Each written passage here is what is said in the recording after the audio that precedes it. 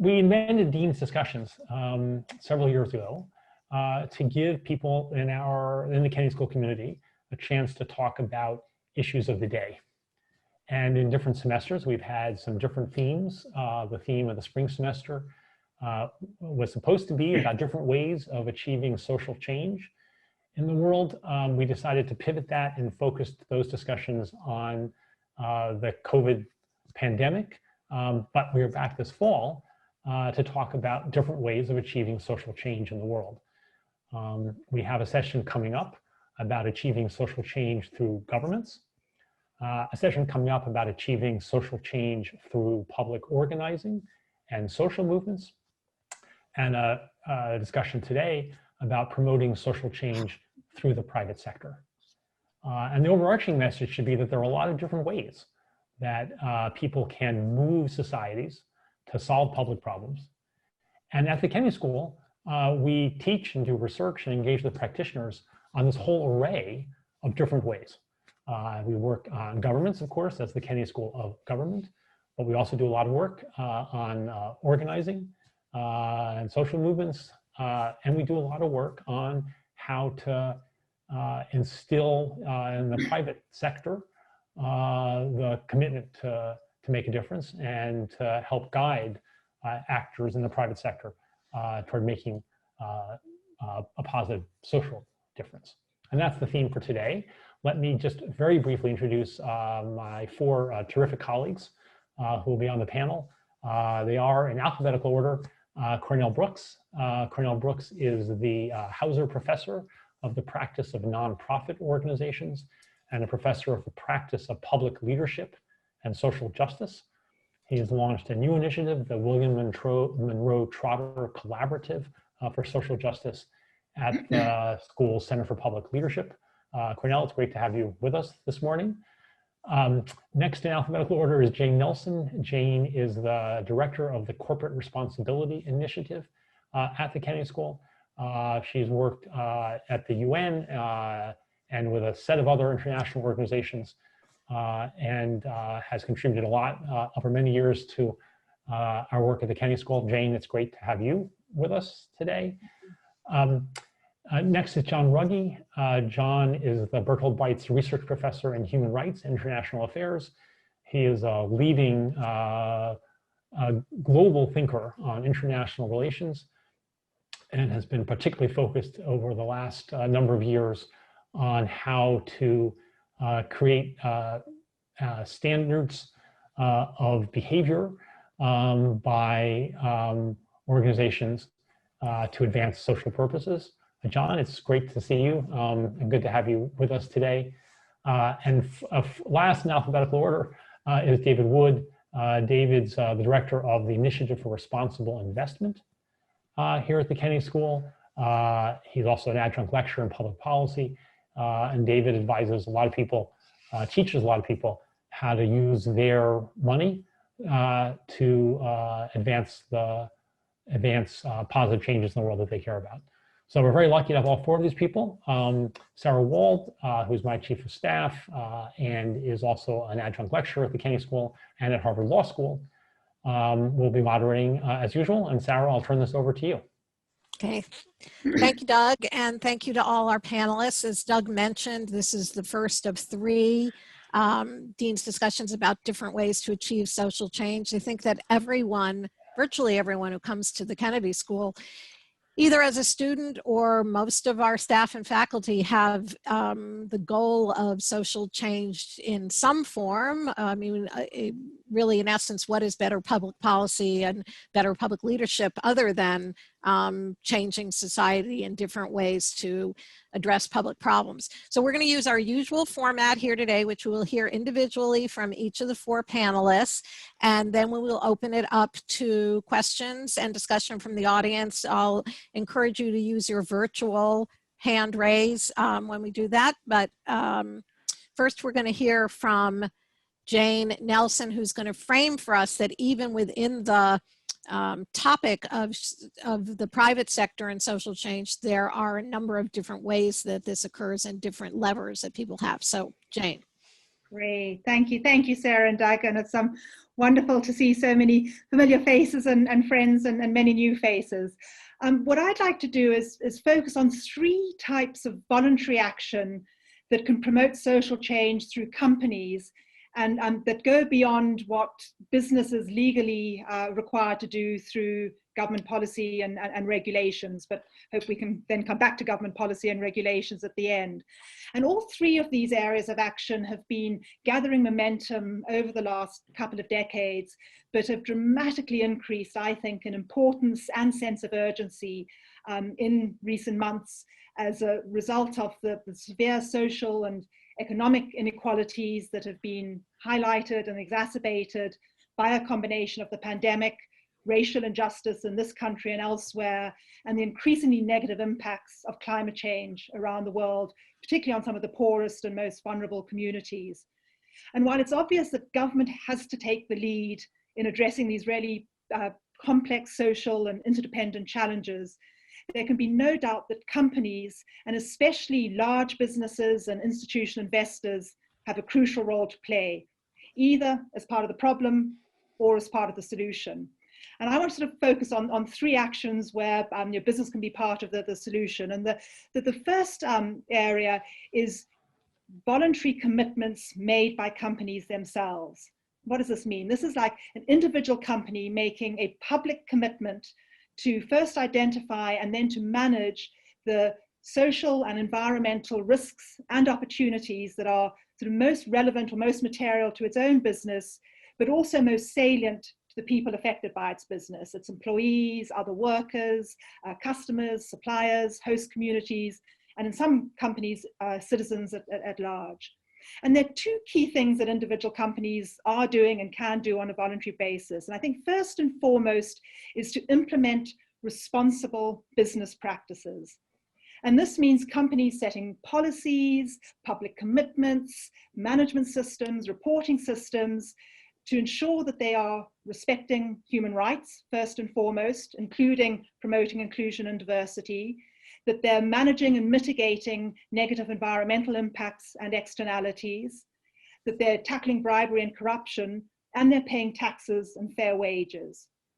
And we now have global norms and standards in all of those areas, and Prof. Ruggie will probably speak to a few of them, but the reality is that most of them are not mandatory or legally binding on business. And so there's still a lot of reliance on business doing things on a voluntary basis. And we are seeing, particularly in the EU, growing disclosure requirements that the business is having to publicly disclose their sort of responsible business practices. The second area beyond responsible business practices that individual companies can do, and many, several thousand are doing, is to promote social change through what our colleagues Michael Porter and Mark Kramer would describe as creating shared value. And this involves investing and innovating in new technologies, new products and services, and increasingly new business models to profitably solve social and environmental challenges. And so examples would be pharmaceutical companies working on improving access to essential medicines, or food and beverage companies recognizing they have to take action to improve nutrition, or banks and telecommunication companies supporting digital and financial inclusion, or the many companies, and it's estimated at least 1,000 companies now that are making science-based commitments and science-based targets and developing new technologies and business models to tackle climate change. So there's a lot of activity happening at the level of individual companies taking voluntary action, necessary but not nearly sufficient. Probably several thousand companies are at the vanguard on taking their own action, but the OECD estimates that there's 41,000 publicly listed companies. So we've got a long way to go, even on publicly listed companies, let alone private companies. So that's the first area. Very quickly, the second area is what I would call civic and investor activism. And this is where institutional investors or civil society organizations, social movements, trade unions, consumer rights organizations are either pressurizing and penalizing companies or encouraging and incentivizing companies to improve their social performance.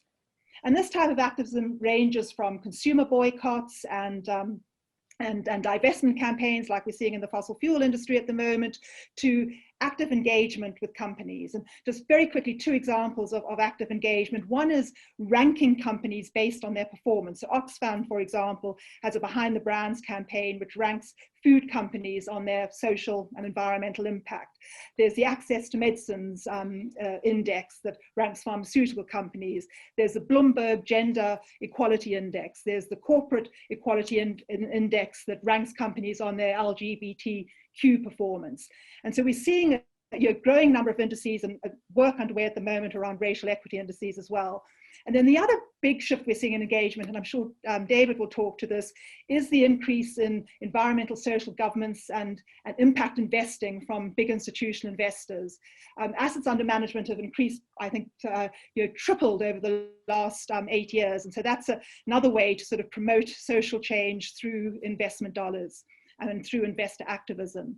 And then third and finally is what I would call collective action and multi-stakeholder partnerships, where large numbers of companies come together with sometimes large numbers of civil society organizations and sometimes government entities to try and achieve greater scale and systemic impact than any could achieve on their own, either through leveraging diverse resources, establishing common norms and standards, or advocating for policy reform. And we've seen hundreds of new multi-stakeholder partnerships emerging and increasingly in the last sort of 8 months or so. I mean, just one very quick example of a well-established one that many of you will know is Gavi, the Vaccine Alliance, where you've got governments working with companies, with research institutes, with foundations, public donors to improve access to vaccines. And over the last couple of decades, they have helped to vaccinate over 820 million children in some of the world's poorest countries, and are playing a key role in making sure that once we have COVID-19 vaccines, that there'll be more equitable distribution of them. And that's just one of many examples, and hopefully we can come into others in the discussion. But I think to close, these sort of 3 areas of voluntary commitments by companies, by individual companies themselves, civic and investor activism to pressurize or incentivize companies, and then collective action and multi-stakeholder partnerships.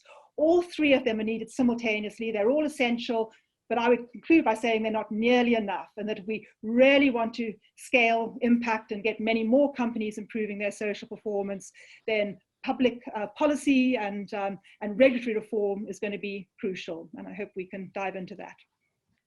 Thanks, Sarah. Thank you, Jane. That's very helpful setting. And now each of the other panelists is going to dive a little deeper into different, some of the areas that Jane mentioned. Next is John Ruggie, who's going to talk about his work and some of the needs for robust voluntary standards. Thanks very much. And so nice to see so many of you interested in this subject, which is an absolutely critical subject. Without business, without the active participation of business, there are not many global problems that we can deal with effectively, let alone solve. And so that's been a challenge for us for some years now. Jane and I go back a long way, but we both entered the scene in the 1990s. And some of you may remember, others of you will have read, that was sort of the decade of hyper-globalization, as Danny Roderick likes to call it. Deregulation, outsourcing, offshoring, financialization, et cetera, et cetera. In other words, the idea that you could regulate business through traditional instruments was just unrealistic. It wasn't going to happen. In the decade from 1990 to 2000, 94% of all national legislation in the world that addressed foreign direct investment encouraged it, facilitated it, attracted it. Okay, so that was sort of the context in which Jane and I sort of entered the picture, and we entered from slightly different places. But lots of overlap. Jane actually started in the private sector. I happened to be working for Kofi Annan at the UN. And we were sort of brainstorming together the world that Jane was first sort of working in is what I sort of, not jokingly, but a little sarcastically used to call homemade standards by companies. They would make up their own standards when they're attacked by a civil society about child labor or whatever it was, or not granting freedom of association and collective bargaining. They'd make up their own standard.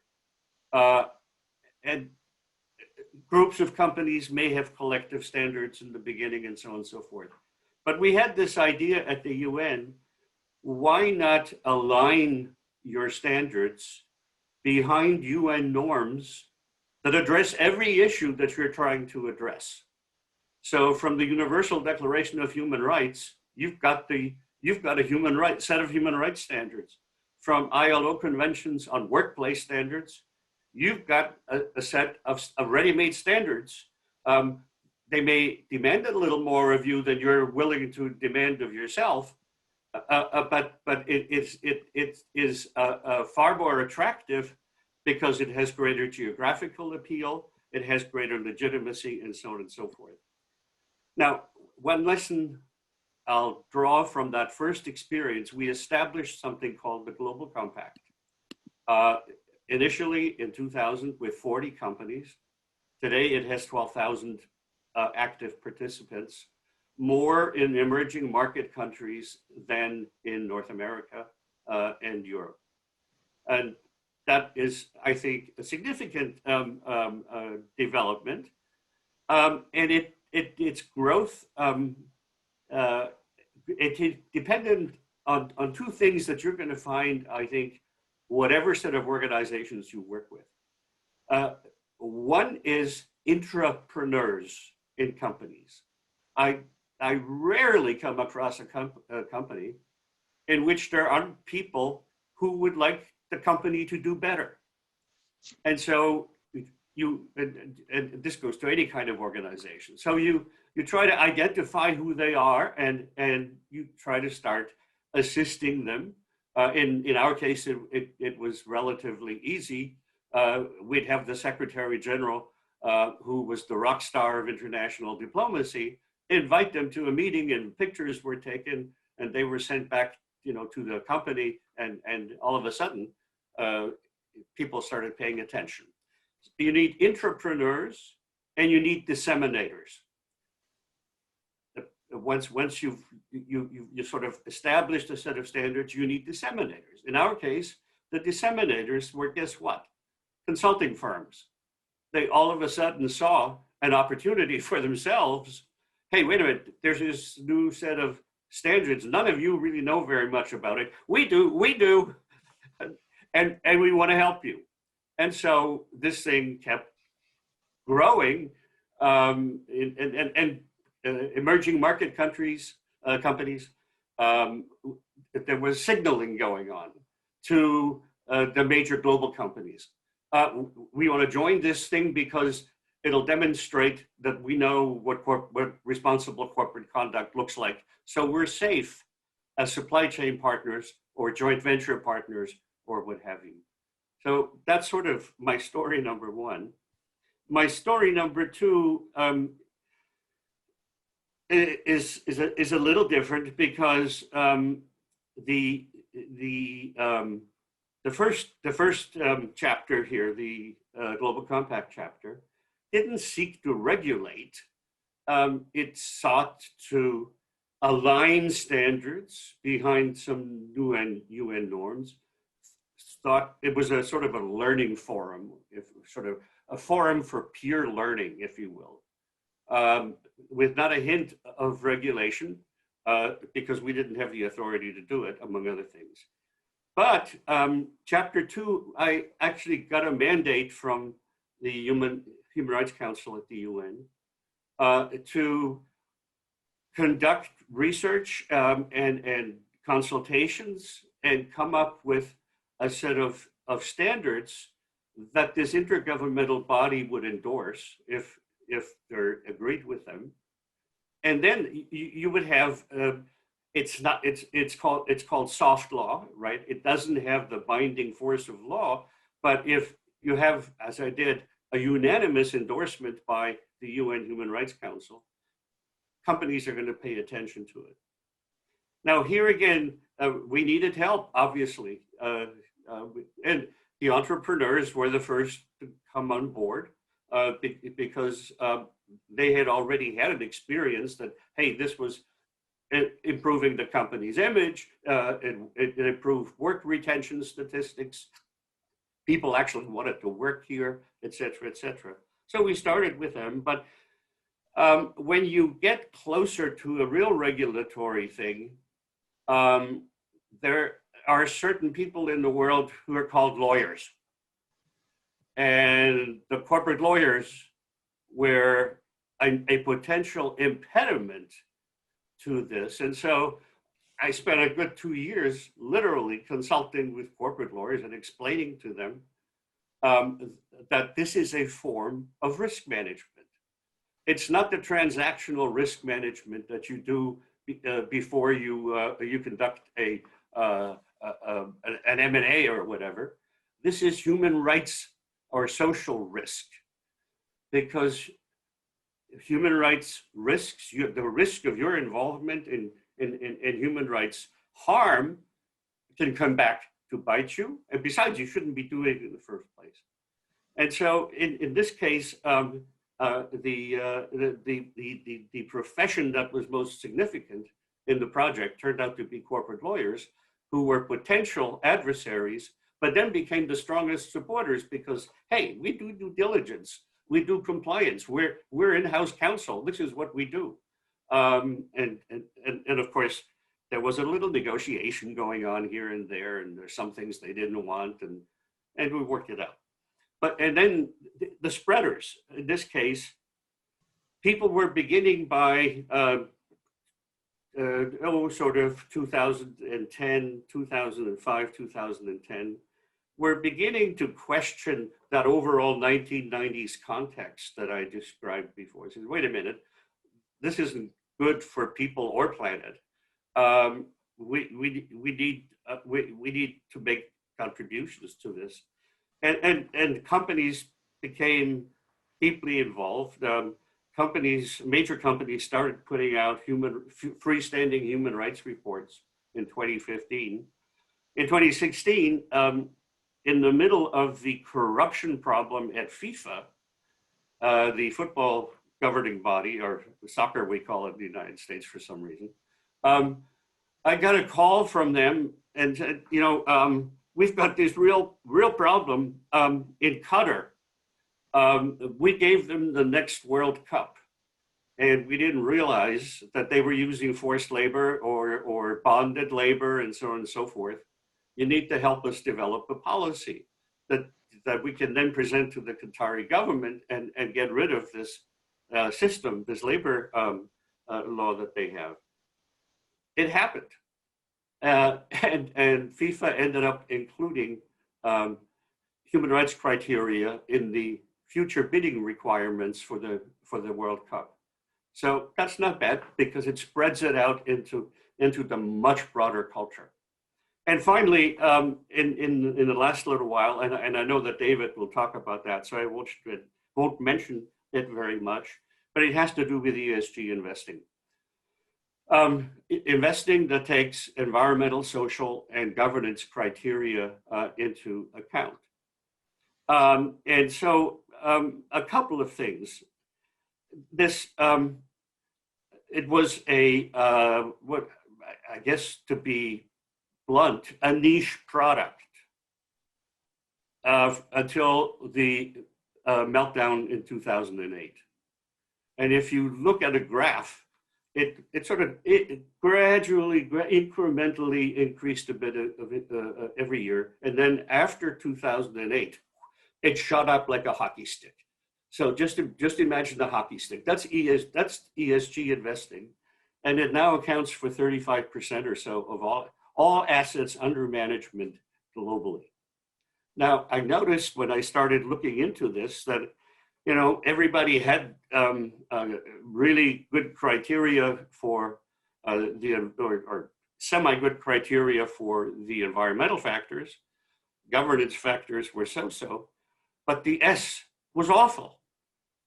And it occurred to me that just about every S factor was a human rights related factor. And so I had a pedagogical exercise to do all over again to try to talk to the investment community about human rights and talk about a challenge. And that's what I'm sort of currently working on now, trying to make standard setters to recognize what the S is. Now, one final remark, and I'm sorry I've gone on so long. Jane mentioned about how voluntary standards identify or attract the leaders in any industry. And some industries come to some industry leaders come to a point and say, wait a minute, we are now so far out front of everybody else, we're going to suffer financial disadvantages if we don't bring these guys along.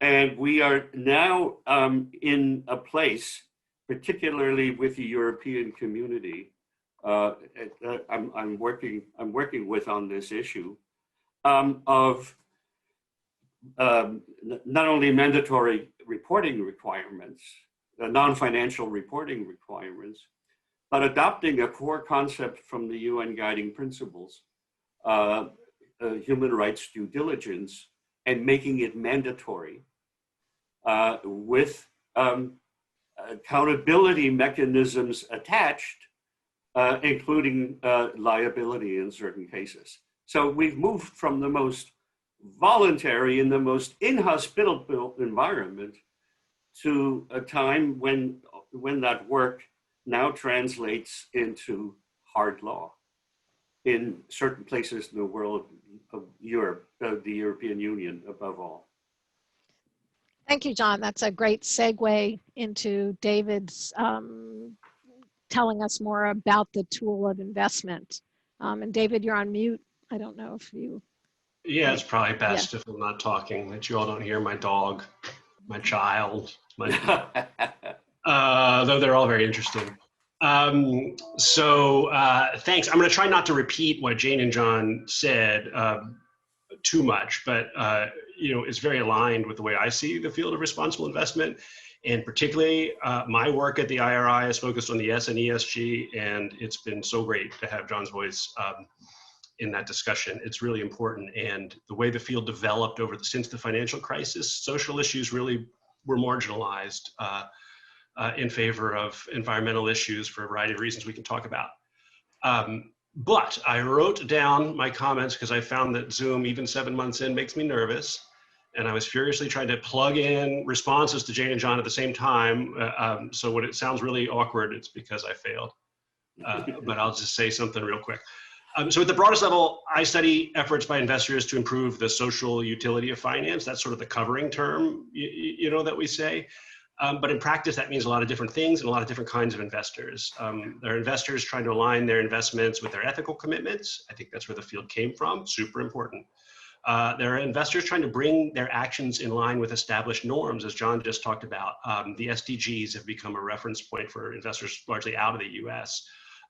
The guiding principles on business and human rights have become the way that investors talk about human rights, right? So there's these outside norms and you can align your actions with them. There are investors who use ESG information to make better long-term investment decisions, and they believe that over time, those long-term investment decisions will yield better returns, but that'll align with better social outcomes. And then we have mission and driven investors, they call themselves impact investors sometimes, who are looking for investments with outsized social benefits. Then there's the world outside of investors trying to shape investments. So policymakers trying to shape markets, activists trying to influence how investors behave.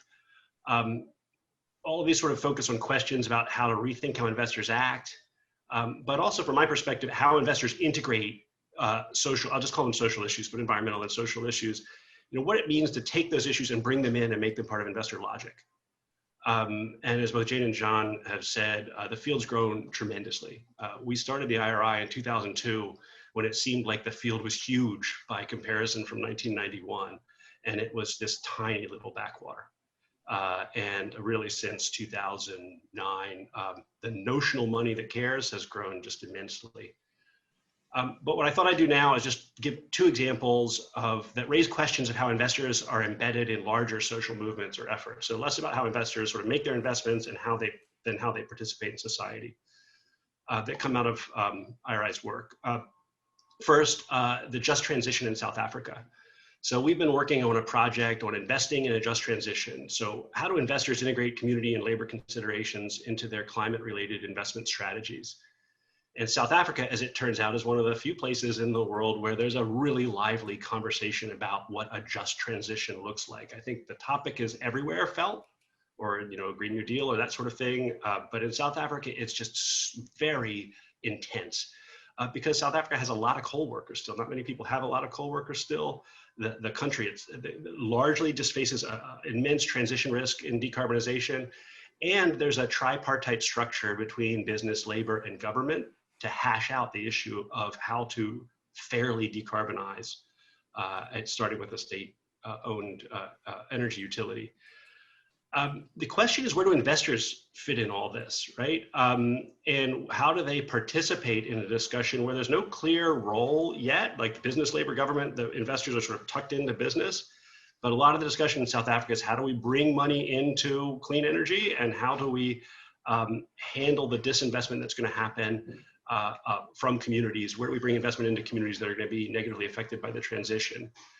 And I bring it up, to say like the discussion here is where does investors' voice sit in South Africa's discussion about the just transition, where so much of the way that the topic is addressed is about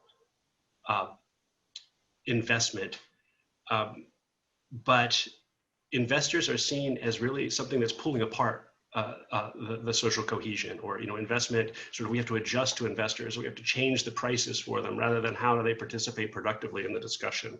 I think responsible investment, that's hard. That's a reach for responsible investment, but it's important for us to think about. Second, private prisons. So for class, we're doing these asynchronous interviews. Everybody is bringing in experts, right? So I interviewed someone who I really respect, a guy named Pat Tamino, who works at Zevin Asset Management. And he's been a leader on addressing the issue of private prisons as an investment topic. And I want to talk about this sort of as a general point, not so much about private prisons, we can love to talk about the topic, but how did private prisons become an investment topic? So at Zevin, the client base was concerned about this for ethical reasons, right? They had a large socially minded client base who didn't want to be invested in prisons, and they called up and they asked, I don't want to own that, I think it's wrong. So it was a kind of divestment campaign. But from the perspective of this sort of socially minded asset manager, the goal was to translate that ethical concern into investment logic. And so the way that investors like Pat have gone about doing this are addressing private prisons as a question about risk management, as John said, right? Political and reputational risk. An assumption that there will be, over time, some social reckoning with the way that we manage the prison industrial complex, and investors will be implicated. But what that meant in practice is, for most of these investors, they didn't own private prison companies. What they did own were banks who were funding them.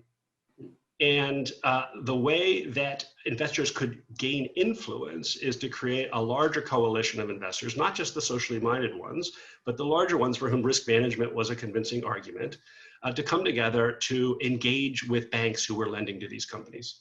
Because if the socially minded investors didn't own the banks, they did own, it didn't own the private prison companies, they did own the banks, in their stock portfolios.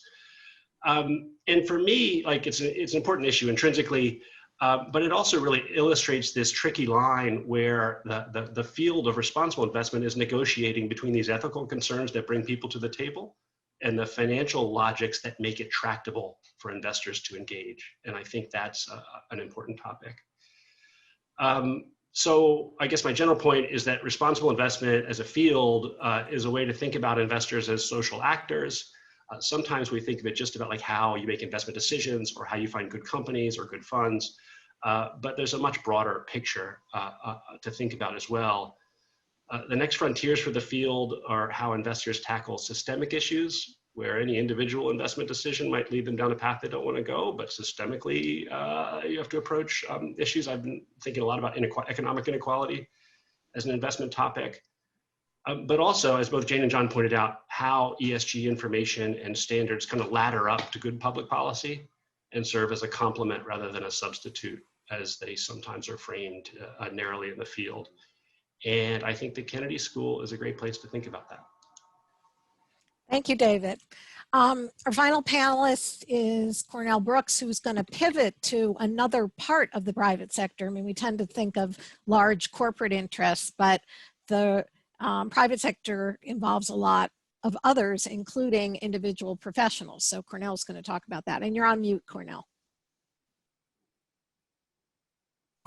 First of all, let me just say good morning to everyone and to thank Doug, Sarah, our co-panelists, and all of you for making time for this, I think, critically important discussion at a critically important time. So our conversation today is about the role of the private sector in terms of social change. And I want to be specific, the private sector in terms of social justice. And so when we think about the private sector in terms of social justice, we think about private actors. And as David lifted up, social actors. But we can think about private actors, social actors in terms of professions. So when I look across this virtual room and consider the constellation of professions, backgrounds, disciplines, perspectives, we have to think about the ways in which we can all be engaged and involved in social justice as professionals, as professions and professionals. And so by way of example, I'd like for us to think about America's pediatricians. That is to say, the doctors who attend to children, the healthcare professionals who attend to children, the nurses who attend to children. And the reason I lift up this particular profession is before George Floyd and a minimum of 27 million Americans who engaged in protests across 550 jurisdictions in the country, there was a little boy by the name of Tamir Rice, 12 years old, who was shot by a police officer on a playground because he was holding a toy gun. And the police officer assessed his dangerousness, if you will, in under 2 minutes. And before Tamir Rice, there was, of course, Emmett Till back in 1955. These tragedies, these police, I was to say, one instance, a police homicide, and the other, a homicide at the hands of racists. We consider these tragedies involving children in terms of the immediate victim. But in this moment, I want us to think about the fact that America's doctors who attend children have to consider the immediate victim, that is to say a child dying at the hands of the police and gun violence, but also the children beyond the patient in front of them, the children beyond the homicide in front of you. And so I want to lift up here three policy goals for pediatricians as a whole, that being Hippocratic policing. That is to say, focusing on a form of policing that does no harm, that changes the legal standards such that they don't put an accent on the preservation of an officer's life to the exclusion of children or civilians. Two, reimagining policing in this moment. And then third, disrupting the school to prison pipeline. But if we talk about reimagining policing in this moment, it also means us reimagining our professions. So in the case of pediatricians, they consider the children who are before them, their patients. But when they look beyond their patients to the children behind their patients, in the case of Tamir Rice, the children who attended school with him, who heard about his death. And when we consider the research of our colleague Desmond Ang, who has demonstrated pretty clearly that when children read and see and hear about police homicides, they are affected. That is to say, their grades decrease, school attendance decreases, emotional disturbances increase, and college attendance decreases. So in other words, there's an effect, there's an impact on children beyond the child immediately in front of you. That is to say, the children beyond the patients immediately in your care. So when we think about this profession, that is to say, pediatricians, they enjoy a special level of trust among the most trusted professionals in the country as physicians, as nurses. A higher level of trust than nurses, a higher level of trust, not nurses, higher level of trust than members of Congress, members of the media, members of the clergy. And so with this trust, they have a special form of capital. And so with this capital, they are in a position, as are many of us, to think about social justice as a profession. That is to say, leveraging the capital of our respective professions. So in the case of pediatricians, since they enjoy this level of trust and have the responsibility of diagnosing and engaging in prognosis and prescribing courses of treatment, they are also in a position to engage in, yes, healing, yes, storytelling, and justice making. How so? Doctors frequently put together interdisciplinary, interspecialty panels. They're called grand rounds. And as such, they diagnose, they assess the prognosis of a patient from multiple perspectives, and then they prescribe a course of treatment. In the case of policing in this country, this particular profession is in a position to provide a prognosis and a diagnosis to the country by gathering their professions and as a profession and lifting up a course of treatment. How do we know that this works? If we think about the neuroscience, it essentially says what you as parents and grandparents know intuitively. The children are not like adults. That is to say, their brains are not fully formed and do not possess the impulse control, do not possess the ability to discern consequences in the same way that adults do. That neuroscience research in the hands of social scientists, in the hands of pediatricians, placed inside of a brief that went before, a series of briefs that went before the Supreme Court, led to the constitutional abolition of the death penalty, the constitutional abolition of life without parole for children. So we have two tremendous seismic, tectonic shift in the law as a consequence of physicians, pediatricians, social scientists, neuroscience scientists telling a story from their profession in the courts, in legislatures, transforming juvenile justice. Pediatricians in this moment have the ability to tell a story for the country in a way that can lead to a Hippocratic form of policing.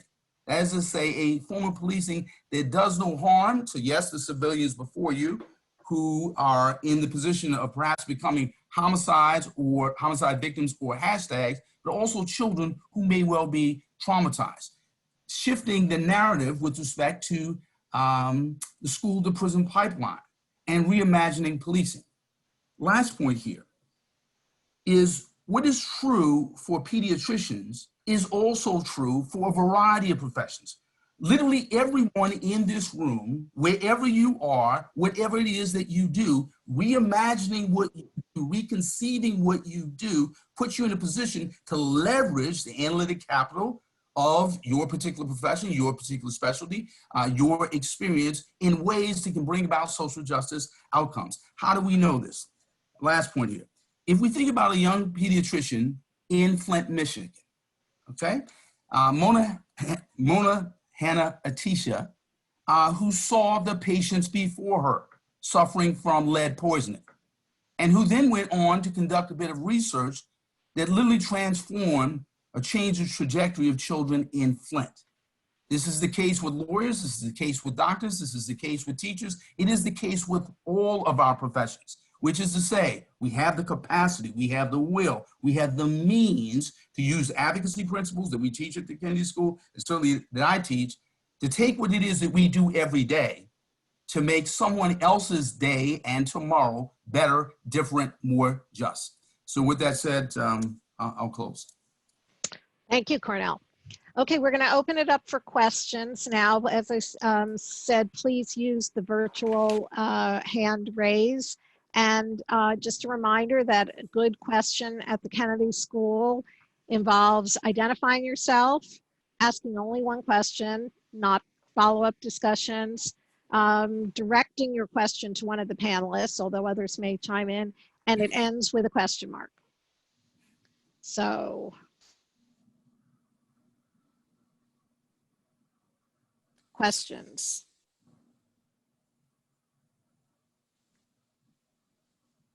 See, unlike Doug, I might call on people.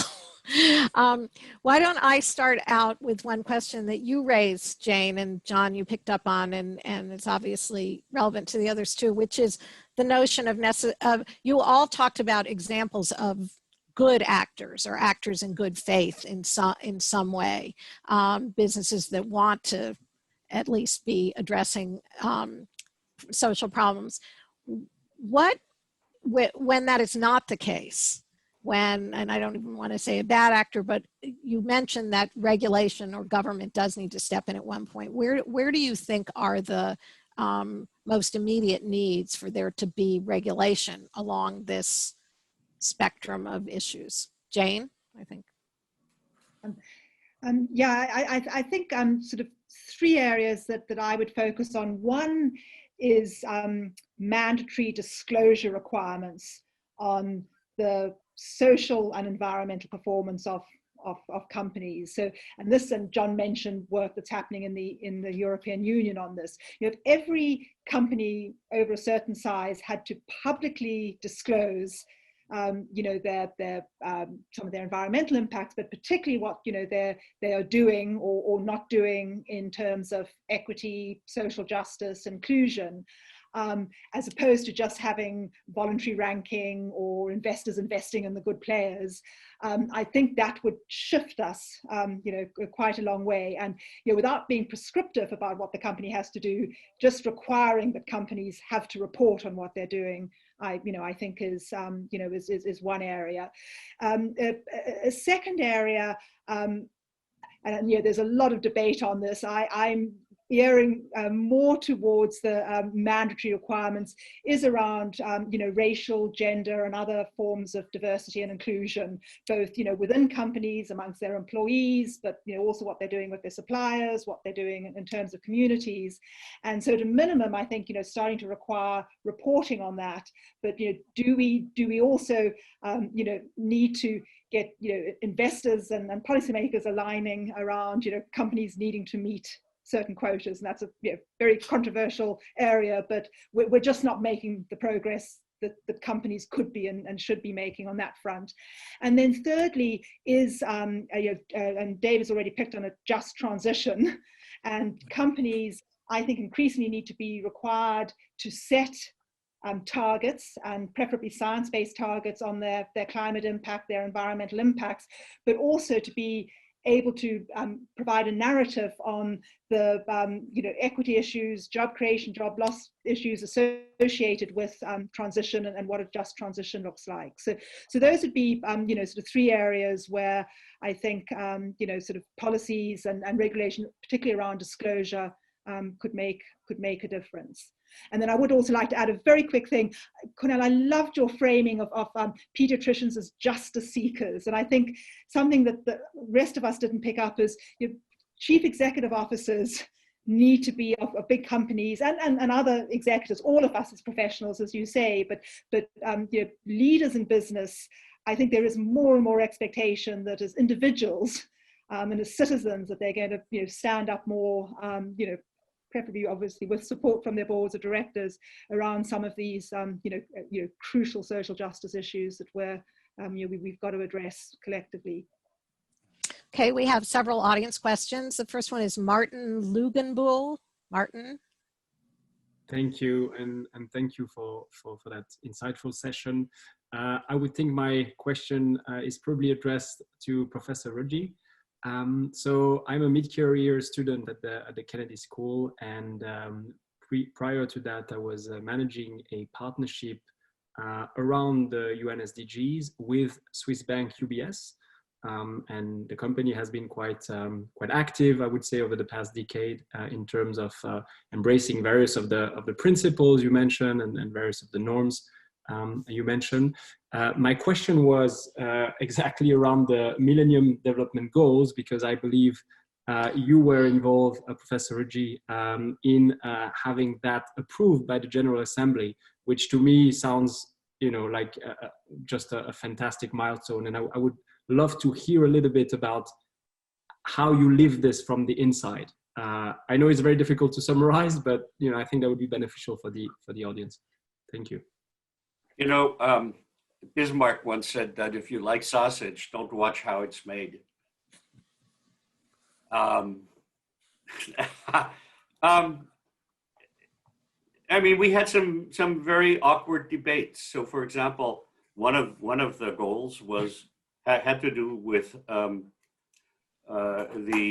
rapid and significant reduction of HIV/AIDS, and the South African government at the time was run by a president whose health minister believed that if you eat garlic, you can't be infected. And so we had a fight on our hands with the South African delegation about whether we could include in the Millennium Development Goals this reference to AIDS, the reduction of treatment and therapies. And so finally,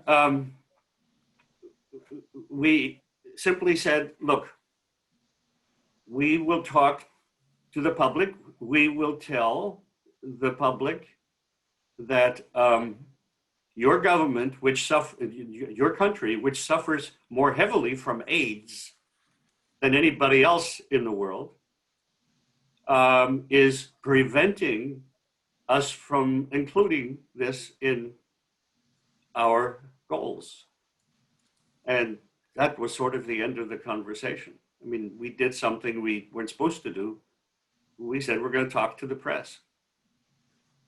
And, which I bring just a very, very quick point.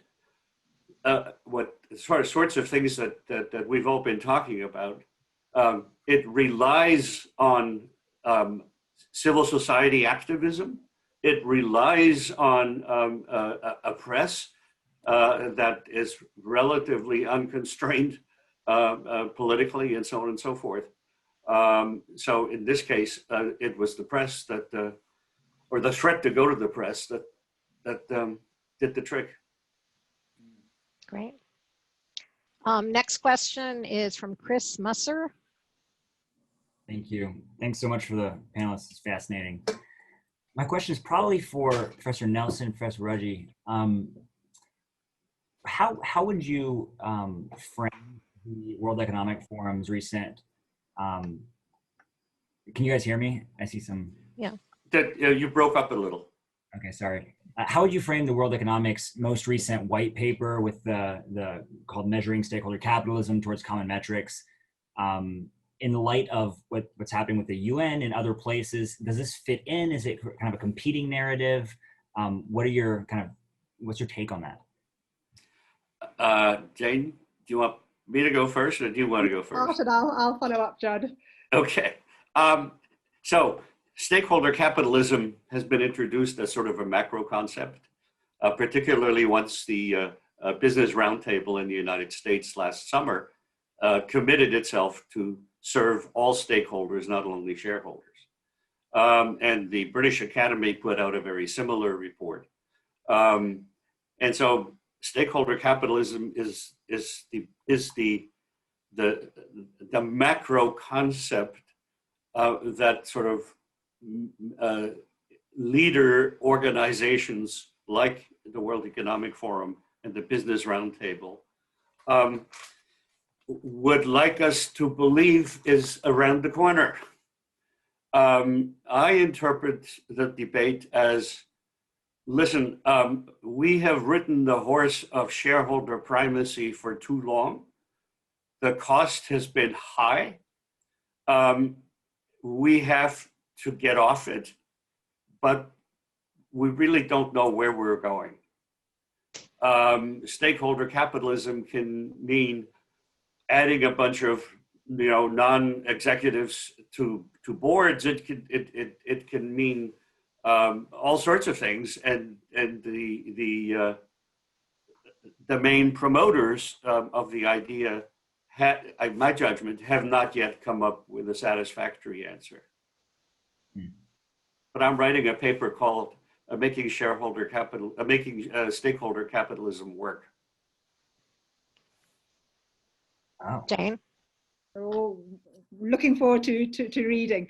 I think, Chris, building on John's sort of macro framing comments, one of the challenges clearly is having widely universally agreed metrics and measures to which we can hold companies account, whether we're investors, regulators, employees, other stakeholders. And clearly, as we all know, one of the challenges in this field has been, letting 1,000 flowers bloom and numerous initiatives. Having said that, we're moving towards, as I'm sure you'll know, the Sustainability Accounting Standards Board, the Global Reporting Initiative is continuing to strengthen its capabilities, the Task Force on Climate-related Financial Disclosure. So there's some very rigorous reporting platforms now available, and so people are asking, well, what's this New World Economic Forum initiative? Just for the benefit of everyone else on the call, this is something where a group of business leaders at the World Economic Forum said, we've got all these measurements and metric frameworks, but there's no universally agreed one that all companies will be held accountable to in every industry, in every country. And they felt that there was sort of something else needed. Now there's debate whether there was or there wasn't, but I think what's happened is, and again, it's a wonderful example, regardless of what one thinks of the metrics, of John's comment earlier about disseminators, in that the World Economic Forum was able to bring together leading businesses, but also the 4 global accounting firms. And it's one of the first times in many years, they can't agree on tax reform, they can't agree on a lot of things, but they agreed, well, we'll come together on these common environmental, social governance metrics. They got them. They also managed to get, remarkably, all of the other most of the other standard setting bodies, the voluntary standard setting bodies, but also the bodies that do financial accounting and reporting.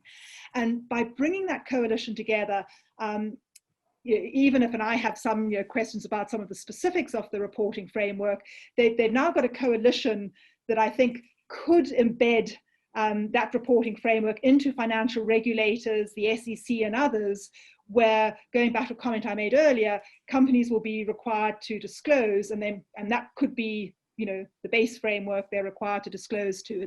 It's not clear if that's the direction it'll go in, but they're building a coalition to move in that direction. So at the moment, I think it's creating a bit of confusion, but I would envisage that hopefully it'll become a baseline for all companies everywhere, regardless of industry sector. But then SASB and the UN guiding principles on business and human rights and other, GRI, will continue to provide more in-depth framework around particular issues or industry sectors, for companies to report and to be held accountable. Thank you. That's very helpful. Thank you.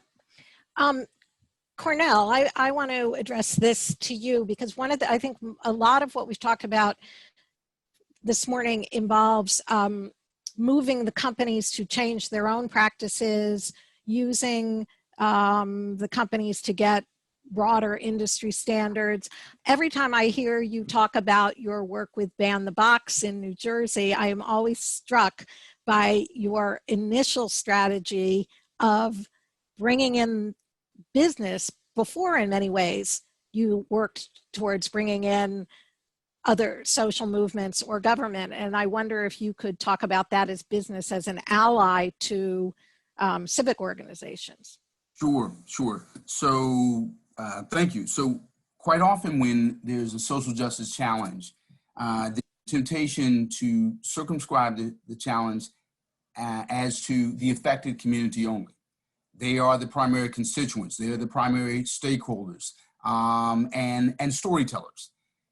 And quite frequently, particularly with criminal justice issues where you have people who aren't necessarily sympathetic, you want to tell the story more broadly, define the stakeholders more broadly, and that includes business. So specifically, if you think about not just the social externalities of a social justice problem, people who are suffering an injustice, but the business externalities. Who's suffering in terms of business that we don't recognize. So in the case of ban the box, that is to say people excluded from the workforce as a consequence of having a criminal conviction. Well, people who have to, who are weeding out employees who are otherwise competitive are imposing a cost on themselves as a consequence of an unreasonable set of assumptions. So in the case of ban the box, we literally organize the State Chamber of Commerce, the leading CEOs, Prudential, Audible, the largest utility, the hospital systems. We had them pass their own corporate policies first, then city ordinances. Then we told essentially big business and the cities, you have a patchwork of regulation here. So in order to have uniformity, we need a statewide law. But it really involves building coalitions that are sufficiently broad. But last point here, going to your earlier point about bad actors. So when it comes to business, quite frequently, when we narrow the context of a problem so that we literally don't appreciate the cost imposed, economic costs imposed on business, we unnecessarily limit the size of our coalitions and define the problem down. And so we see this in the regulatory context. Good example, think about prisoners who pay 10, 15, 20 times the rate that you and I pay using a cell phone to stay in touch with their loved ones.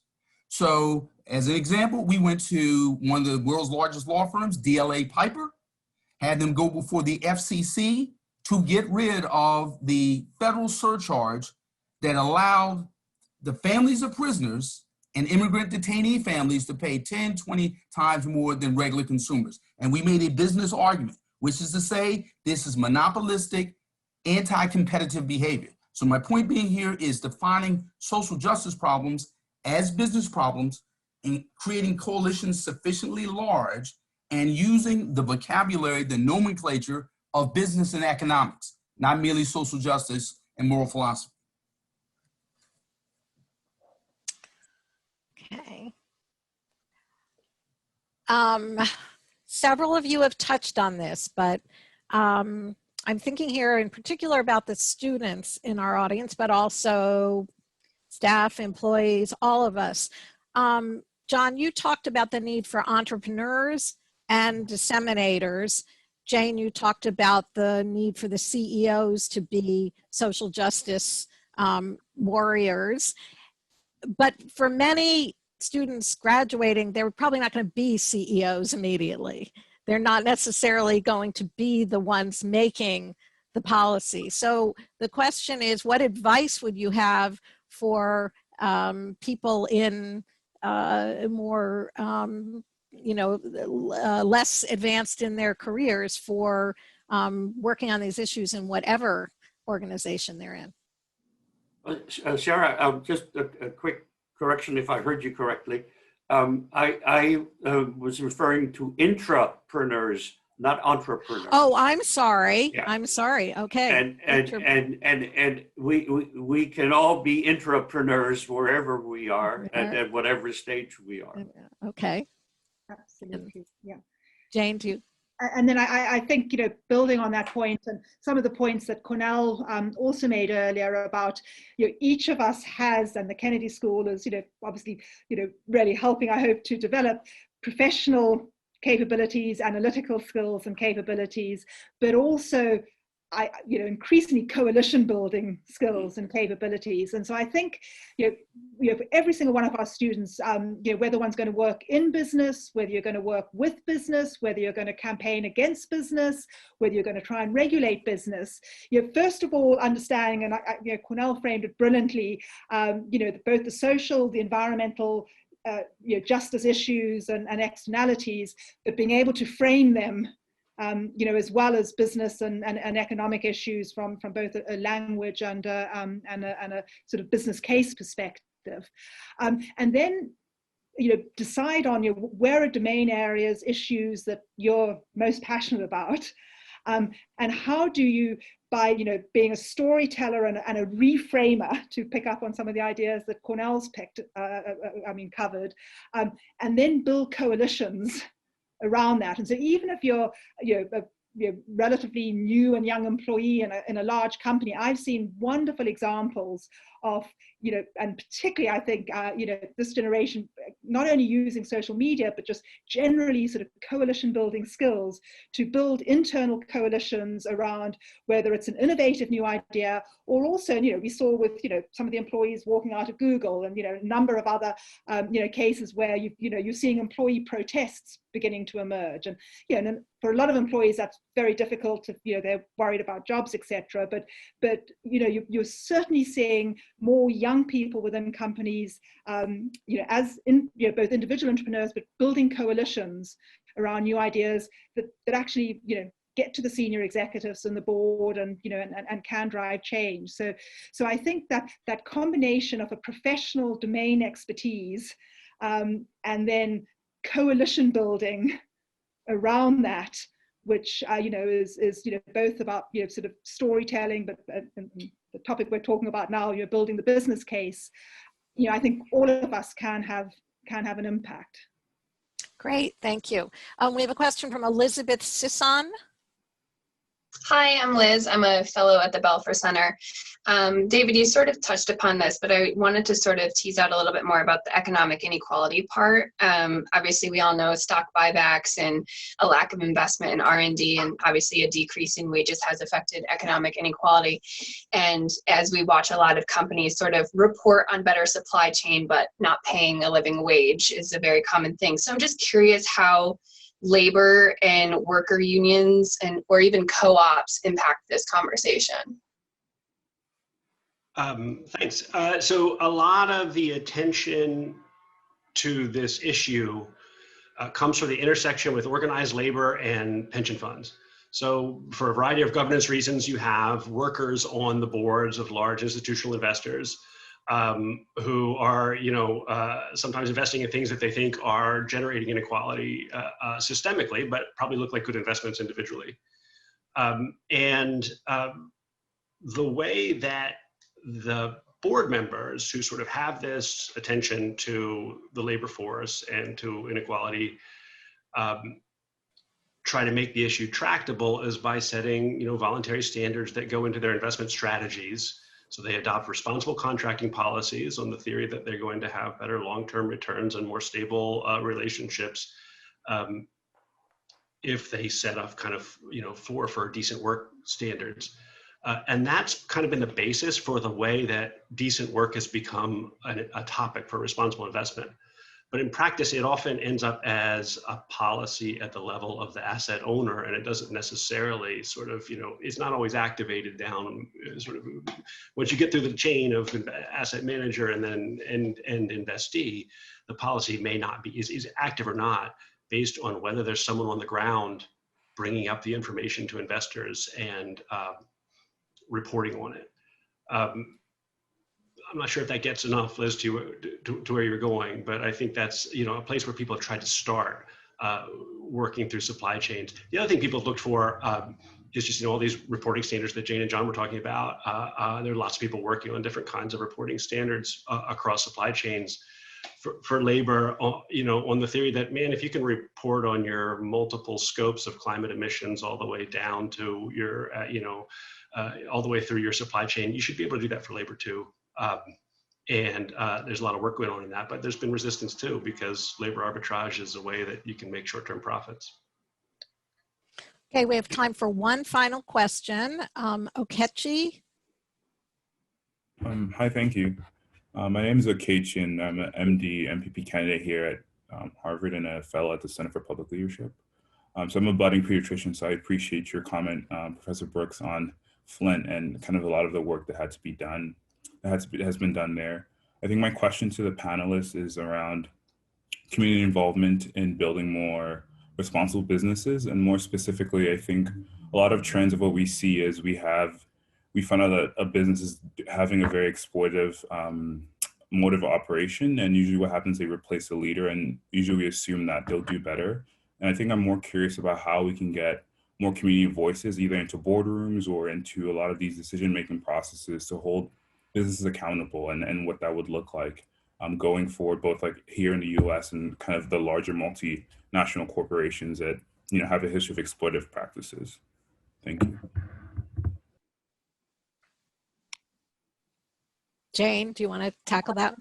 I'm happy to start on it, and thanks, Okechi. I think it's a really crucial question and a challenging one, but definitely solutions. And I think one of the I want to highlight three solutions that I see here. One is, and it might require regulation, but also your voluntary standards play a role, is this concept of free, prior, and informed consent that is developed in the oil and gas and mining sector, that companies going into a new community need to get free, prior, informed consent from communities in terms of operating there, and very few companies are implementing it on a voluntary basis. And so, finding new ways to make sure that community voices are heard when investment decisions are being made, and using the model of free, prior, and informed consent as part of the way to go there, I think is step number one, or one way. The second way is sort of participatory monitoring of company impacts at the community level. So if you've got a manufacturing plant or a mine, it's one thing writing a nice big corporate report in your headquarters, 10,000 miles away, but what's happening at the community level, and and there's some great examples where community leaders are being trained in water monitoring, waste monitoring, some of the labor sort of social justice issues, and they're sort of participating in assessing whether the company is managing its social and environmental externalities or not. So that idea of participatory monitoring, again, one could make that more of a requirement at an operational level for companies. And then thirdly, sort of voice in corporate level decision making. We're a long way off both employee voice or community voice in boardrooms. I mean, a very, very long way off, but you are beginning to see, more boards bringing in at least sort of one board director who has as their starting point environmental, social experience and justice issues, and so that is slowly moving in that direction as well. But those are just sort of three, I think, of a number of areas where one can have structures that embed community participation, more deeply. But very happy to pick up further with you. My brother's a pediatrician, and love to chat with you further. Well, unfortunately, we are out of time. I want to please thank our wonderful panelists, both virtually and really. You can unmute in order to clap. We really appreciate your expertise and your knowledge and your examples. I hope you will all join us for the next Dean's discussion in this series, which is on achieving social change through and working with government, and that's on November 18th. So thank you all for coming, and have a good rest of your day.